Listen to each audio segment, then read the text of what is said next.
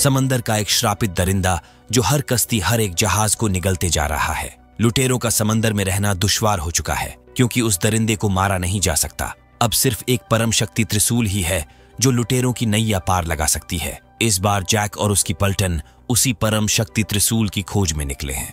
दोस्तों, अगर आपने इस सीरीज के पिछले 4 पार्ट को नहीं देखा तो पहले उसे देखिए।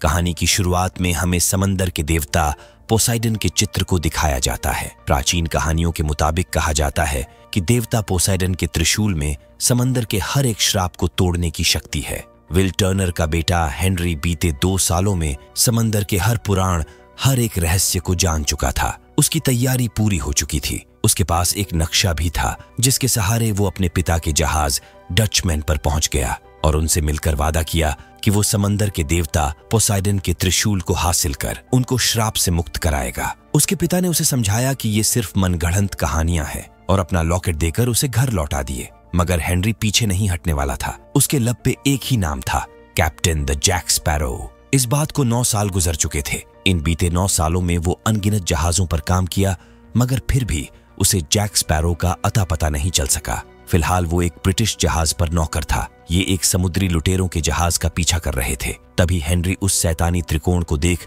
तुरंत भागकर कप्तान के पास गया और बताने लगा कि उस शैतानी त्रिकोण के पार आज तक जो भी जहाज गया वो कभी वापस नहीं लौटा। उन्हें रास्ता बदलना होगा। मगर किसी ने उसकी बात नहीं सुनी और बगावत करने के जुर्म में पीट पाट कर उसे जेल में बंद कर दिया गया। देखते ही देखते इनका जहाज शैतानी त्रिकोण में प्रवेश कर गया। गुफा में चारों ओर घनघोर अंधेरा छाया हुआ था। इसी अंधेरे के बीच सामने झिलमिलाती हुई हल्की रोशनी में एक जहाज दिखा। उस श्रापित जहाज पर शैतान सवार थे। उनके जहाज का नाम था साइलेंट मैरी। ये डर के मारे उन पर अंधाधुंध गोला दागने लगे, लेकिन मुर्दों पर कहा कुछ असर होने वाला था। बल्कि उल्टा वो इनके जहाज को लाटा माटा की तरह छाप लिए और सबको बकरे की तरह हलाल कर दिया गया। किसी को भी बख्शा नहीं गया। कप्तान की गर्दन तोड़ दी गई। हर तरफ डेक पर खून ही खून पसरा हुआ था। उन सब की दर्दनाक चीखें और डेक के दरार से टपकते हुए लहू को देख हेनरी का कलेजा दहल उठा। अगले ही पल वो नीचे आ गए।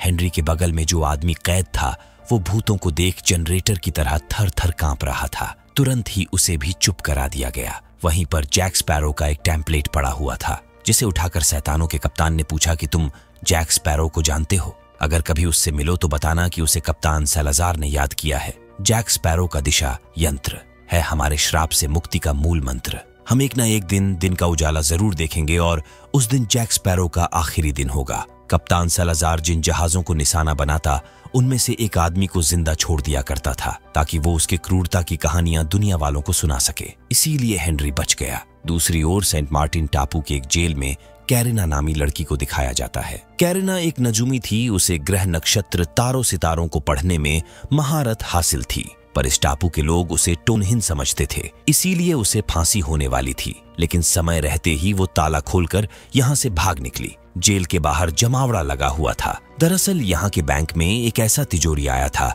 जिसे बिना चाबी ना ही तो कोई खोल सकेगा और ना ही तोड़ सकेगा। जब उस तिजोरी को खोला गया तो अंदर का नजारा देख सब भौंचक्के रह गए। जैक स्पैरो पौवा चढ़ाकर अंदर लेटा पड़ा था और उसकी टोली पीछे से तिजोरी को सिक्कड़ से बांधकर खींचने की तैयारी करने में लगे थे। अगले ही पल उन पर फायरिंग शुरू हो गई। लुटेरे तिजोरी के साथ साथ पूरा बैंक ही उठा ले गए। जैक भी बचते बचाते बैंक के छप्पर पर चढ़ गया। आगे एक ब्रिज था जिससे टक्कर होते ही रास्ता जाम हो गया और ये तिजोरी लेकर बच निकले।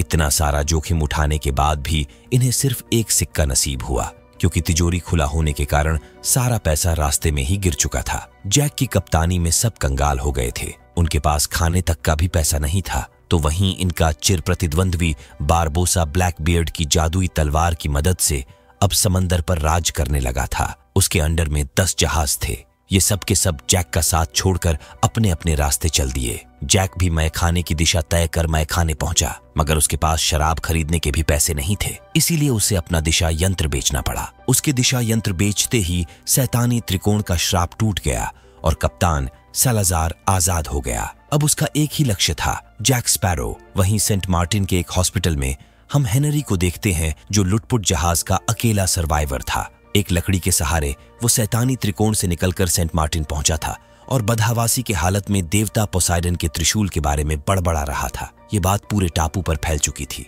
हेनरी के कोट के दोनों कंधे फटे हुए थे, जो इस बात की गवाही दे रहे थे कि वो गद्दार है। इसीलिए अगले दिन उसे फांसी होने वाली थी। यहीं पर कैरिना भी भेस बदल कर आई थी, जो सिपाहियों के जाते ही तुरंत हेनरी से मिली। दरअसल उसने भी सुना था कि हेनरी पोसाइडन के त्रिशूल के बारे में कुछ जानता है। कैरिना को अपने खोए हुए पिता की तलाश थी, जो कभी पोसाइडन के त्रिशूल को ढूंढने निकले थे। इसीलिए वो भी त्रिशूल को ढूंढना चाहती है, ताकि इस सफर पर उसकी मुलाकात अपने बिछड़े पिता से हो जाए। इन दोनों का लक्ष्य सेम था। इससे पहले कि कैरिना हेनरी की हथकड़ी खोलती, सिपाही उसे पहचान कर पकड़ लिए। तब तक हेनरी फरार हो चुका था। सिपाही उसे हर गली चौराहे ढूंढ रहे थे, मगर इत्तेफाक से जैक स्पैरो उनके हाथ लग गया, जो शराब लेकर मैखाने से अभी निकल ही रहा था। हेनरी को त्रिशूल तक पहुंचने के लिए जैक और कैरिना दोनों की ही जरूरत थी, पर दोनों पकड़े जा चुके थे। अगले दिन उन्हें फांसी पर लटकाने के लिए ले जाया गया। तभी हेनरी मौका देख वहां बखेड़ा शुरू कर सबका ध्यान अपनी तरफ खींच लिया। इतने में गिब्स अपनी पलटन के साथ उन पर हमला कर दिया। देखते ही देखते वहां भगदड़ मच गई और ये लोग बचते बचाते किनारे से एक पुरानी झाल लेकर निकल गए। उधर कप्तान सालाज़ार अपना कोहराम मचाना शुरू कर चुका था। 2 दिन के अंदर ही कप्तान बारबोसा के 5 जहाज डुबो दिए गए। ये खबर जैसे ही बारबोसा को मिली, वो तिलमिलाकर एक जादूगरनी के पास गया। जादूगरनी ने तंत्र विद्या से पता कर बताया कि शैतानों का सरदार सालाज़ार जैक स्पैरो की तलाश में निकला है। अगर तुम्हें फिर से समंदर पर राज करना है तो कप्तान जैक स्पैरो को सालाज़ार के हवाले कर उसको खुश करना होगा। वो जैक का दिशा यंत्र भी उसे देती है, जो कि उसने मयखाने के मालिक से खरीद लिया था। दिशा यंत्र लेकर बारबोसा सालाज़ार से सौदा करने पहुंच गया। उनके बीच सौदा हुआ कि अगर वो जैक स्पैरो को उनके हवाले करता है तो मुर्दे बारबोसा के जहाजों पर हमला नहीं करेंगे। वादे के मुताबिक वो जैक स्पैरो को ढूंढने निकल पड़े। दूसरी तरफ जैक ने हेनरी और कैरिना को बंदी बना लिया था, ताकि उनसे वो नक्शा हासिल कर सकें जिस टापू पर देवता पोसाइडन का त्रिशूल है। कहानियों के मुताबिक वो पूरा टापू हीरे जवाहरात से भरा है। कैरिना के पास से एक डायरी मिली थी, लेकिन उसमें कोई नक्शा नहीं था। वो कुछ बताने को भी तैयार नहीं थी। इसलिए जैक ने हेनरी को नीचे फेंकवा दिया, क्योंकि वो जान चुका था कि दोनों एक दूसरे को पसंद करने लगे हैं। उसे बचाने के लिए कैरिना ने बताया कि अमावस्या की रात आसमान में जब तारे टिमटिमा रहे होंगे तो उसकी डायरी उसे नक्शा दिखाएगी, जो उन्हीं तारों में कहीं छिपा होगा। जैक को भी उसकी बातों पर भरोसा करने के अलावा दूसरा कोई चारा नहीं था। आज का पूरा दिन फिर रात भी गुजर गया, लेकिन बारबोसा अभी भी जैक तक नहीं पहुंच सका था। यहीं पर सालाज़ार उसे अपनी क्रूरता के किस्से सुनाता है। बहुत सालों पहले उसके पिता और उनके पिता की लुटेरों ने हत्या कर दी थी। तब सालाज़ार ने प्रण लिया कि वो लुटेरों का किस्सा हमेशा के लिए खत्म कर देगा। उसने लुटेरों की सैकड़ों कश्तियां डूबोई समंदर को लुटेरों के खून से रंग दिया। सब उसे समंदर का कसाई कहकर बुलाने लगे थे। पूरे समंदर पर उसने आतंक मचा रखा था। तब लुटेरों की एक आखिरी टोली ने पूरी ताकत से उस पर हमला किया। फिर भी वो नाकाम रहे। रोते बिलखते वो रहम की भीख मांगते रहे, लेकिन सालाज़ार ने किसी पर रहम नहीं किया। सालाज़ार को लगा अब समंदर लुटेरों के खून से पाक साफ हो गया, मगर पता नहीं कैसे धुंध में एक कश्ती बच निकली। उस पर एक अकेला नौजवान खड़ा था। वो मुझे चिढ़ा रहा था, गुस्सा दिला रहा था। उसी दिन उस लड़के को वो नाम मिला, कैप्टन द जैक स्पैरो। दरअसल उस रोज उस लड़ाई में जैक भी शामिल था। उसके कप्तान आखिरी सांसें गिन रहे थे। अब सब कुछ जैक के कंधों पर था।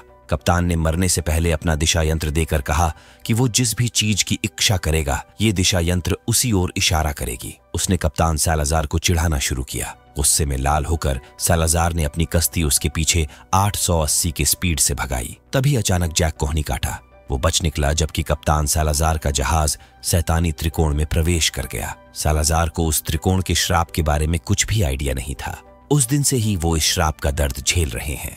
तभी सामने जैक का जहाज दिखा। उधर हेनरी भी सालाज़ार के जहाज क्वीन मैरी को देखते ही पहचान लिया। समंदर के कसाई को देख इन सब की इस कदर फटी कि ये तुरंत छोटी कश्ती लेकर एक दूसरे के विपरीत दिशा में भाग निकले। कैरिना को पता था कि मुर्दे जैक के लिए ही आ रहे हैं, इसीलिए कश्ती से कूद गई। पर किनारे पहुंचने से पहले ही सालाज़ार की मुर्दा मछलियों ने इन पर हमला कर दिया। वहीं सालाज़ार और उसकी फौज 480 के स्पीड से पानी पे दौड़ते हुए जैक को मारने चले आ रहे थे।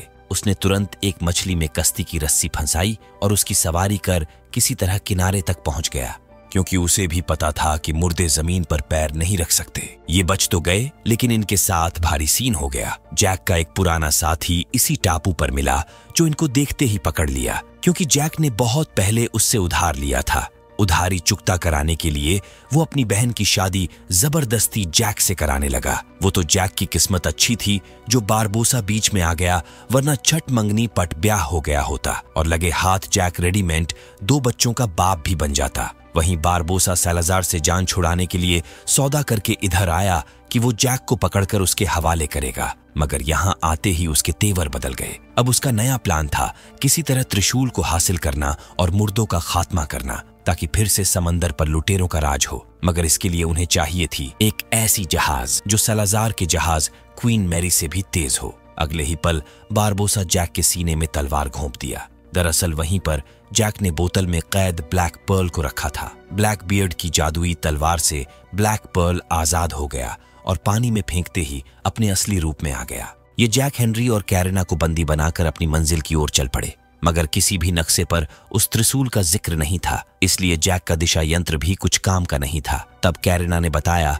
कि वो सितारों को पढ़कर वहां पहुंचा सकती है, जिसके बाद उसे खोल दिया गया। कैरिना के पास एक डायरी थी, उस डायरी को बारबोसा पहचानता था। तब कैरिना ने बताया कि ये डायरी उसके पिता स्मिथ ने अपने नाम के साथ उसके लिए एक अनाथालय के सीढ़ियों पर छोड़ा था। इतना सुनते ही बारबोसा सख्ते में आ गया और इच्छा शक्ति से चलने वाला जैक के दिशा यंत्र ने उसकी ओर इशारा करके कंफर्म कर दिया कि कैरिना उसकी ही औलाद है। पैदा होते ही उसकी मां चल बसी। तब बारबोसा ने उसे एक बेशकीमती डायरी जिस पर रेड डायमंड लगा हुआ था उसके साथ अनाथालय की सीढ़ियों पर छोड़ दिया, ताकि उस कीमती हीरे के बदले उसकी अच्छी परवरिश हो सके। वहीं जैक को भनक लगते ही वो बारबोसा को बापू बापू कहकर चिल्लाने लगा। बारबोसा कभी नहीं चाहता था कि कैरिना को पता चले कि उसका बाप लुटेरा है, इसलिए इस राज को छिपाने के लिए जैक से पूछा, बोलो क्या चाहिए तुम्हें? जैक ने कहा, 216 रम के ड्रम और मेरा दिशा यंत्र लौटा दो मुझे। हालांकि इतना दारू तो बारबोसा के पास भी नहीं था। वहीं समंदर में भटकते भटकते गिब्स और उसकी टोली को ब्लैक पर्ल नजर आया। ये उसकी तरफ बढ़ ही रहे थे,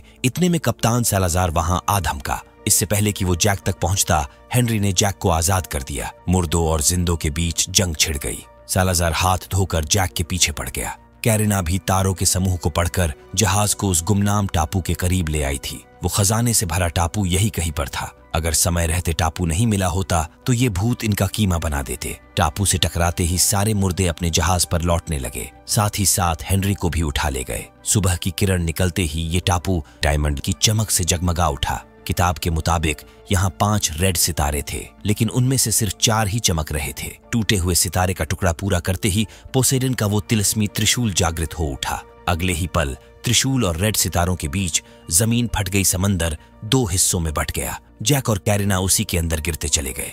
कप्तान सालाजार जमीन पर पैर नहीं रख सकता था, इसलिए हेनरी के शरीर में प्रवेश कर इन पर हमला कर दिया। उन तीनों के बीच त्रिशूल को पाने के लिए जंग छिड़ गई और चंद मिनटों में ही धो पीट कर सालाजार त्रिशूल हासिल कर लिया। अगले ही पल हेनरी के शरीर से बाहर भी निकल आया, क्योंकि अब वो त्रिशूल की शक्ति से धरती पर पैर रख सकेगा। देखते ही देखते वो जैक के सीने में त्रिशूल घोंप दिया, मगर कैरिना की डायरी ने उसे बचा लिया। उधर हेनरी भी होश में आ चुका था। सही मौका देखते ही वो त्रिशूल के टुकड़े टुकड़े कर दिया। त्रिशूल के टूटते ही समंदर में जितने भी श्रापित लोग थे उन सबका श्राप टूट गया। सालाजार और उसकी टोली भी अपने नॉर्मल अवस्था में तो आ गए, लेकिन अब उनके सामने एक और बड़ी चुनौती थी। बटा हुआ समंदर एकजुट होने लगा। इतने में बारबोसा जहाज के एंकर पर सवार होकर कैरिना को बचाने चला आया। ऊपर जहाज का कमान गिब्स संभाल रहा था। ये सब के सब लाटा माटा की तरह एंकर पर चढ़ने लगे। सालाजार भी इनके पीछे ही था। इतने में कैरिना गिर पड़ी, मगर उसकी किस्मत अच्छी थी। बारबोसा ने उसका हाथ पकड़ लिया था। तभी कैरिना की नजर बारबोसा के हाथ पर बने उन 5 सितारों पर पड़ी। उसे पता चल गया कि बारबोसा ही उसका पिता है। इससे पहले कि ये लोग सही सलामत ऊपर चढ़ते, नीचे सालाजार आ चुका था। उससे निपटने के लिए जैक ने बारबोसा की तरह तलवार फेंका, जिसे कैच कर वो अपने साथ साथ सालाजार को भी ले डूबा और ये लोग समय रहते उस दरार से बचकर निकल आए। कप्तान बारबोसा के सम्मान में सबने अपनी अपनी टोपी उतारी। इस तरह हेक्टर बारबोसा स्मिथ की कहानी खत्म हुई। वापस लौटने के बाद हेनरी कैरिना को लेकर उसी किनारे पर ले गया जहां उसके पिता 10 साल में एक बार उनसे मिलने आते थे। कुछ पल इंतजार के बाद उसके पिता विल टर्नर भी लौट आए। उनका श्राप भी टूट चुका था। वहीं कप्तान जैक स्पैरो अपनी पलटन के साथ बरमूडा ट्रायंगल में छिपे खजाने की तलाश में निकल पड़ा।